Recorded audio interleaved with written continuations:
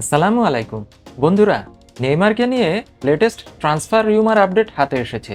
গণমাধ্যমের সর্বশেষ খবর অনুযায়ী ম্যানচেস্টার ইউনাইটেড এখন চেলসির সাথে একই দৌড়ে সামিল হয়েছে। এই দুই ক্লাবই নেইমারের ওপর নজর রাখছে। প্রিমিয়ার লিগে নেইমারকে পেতে চাইছে দুই ক্লাবই। ৩১ বছর বয়সী ব্রাজিলিয়ান সুপারস্টার গত ফেব্রুয়ারি থেকেই অ্যাঙ্কেলের ইনজুরির কারণে মাঠের বাইরে আছেন। মাত্র একদিন আগে তার স্পেশাল প্রোটেক্টিভ বুট খুলে ফেলা হয়েছে এবং প্যারিস সেন্ট জার্মাইন ট্রেনিং সেন্টারে ফিরে এসেছেন নেইমার।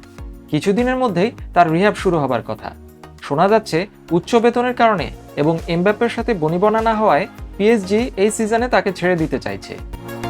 ইএসপিএন জানাচ্ছে গত সামারেই নেইমারকে নিতে চেয়েছিল চেলসি, কিন্তু সেই স্বপ্ন তখন বাস্তবে রূপ নেয়নি। কিন্তু গত ফেব্রুয়ারি থেকেই নাকি চেলসির নতুন মালিক পক্ষ পিএসজির সাথে নেইমারকে নিয়ে আলোচনা শুরু করেছে।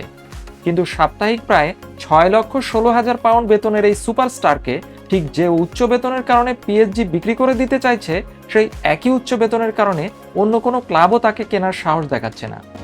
নেইমার এখনও ফুটবল ইতিহাসের সবচেয়ে বেশি দামে বিক্রি হওয়া প্লেয়ার, যাকে কিনা ২০১৭ সালে পিএসজি প্রায় ২০০ মিলিয়ন পাউন্ডে কিনে নেয় বার্সেলোনা থেকে। কিন্তু যে চ্যাম্পিয়ন্স লিগ জেতার আশায় পিএসজি তারার মেলা বসিয়েছিল, সেখান থেকে বারবার শূন্য হাতেই ফিরতে হয়েছে তাদের।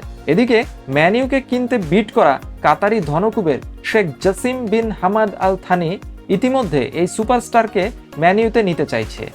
এই খবর মাত্রই প্রকাশিত হয়েছে। যদি এই টাকার কুমির ম্যান ইউকে কিনতে পারে, তাহলে তাদের প্রথম টার্গেট এই নেইমার। অশান্তির পিএসজি থেকে নেইমার বেরিয়ে যেতে চাইছে অনেকদিন ধরেই, এই খবর বাতাসে ভাসছে। মেসিও বার্সার ডাক শুনছেন।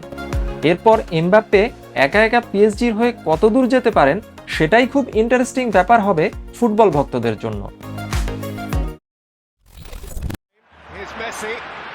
Messi! Who is the best player in the world?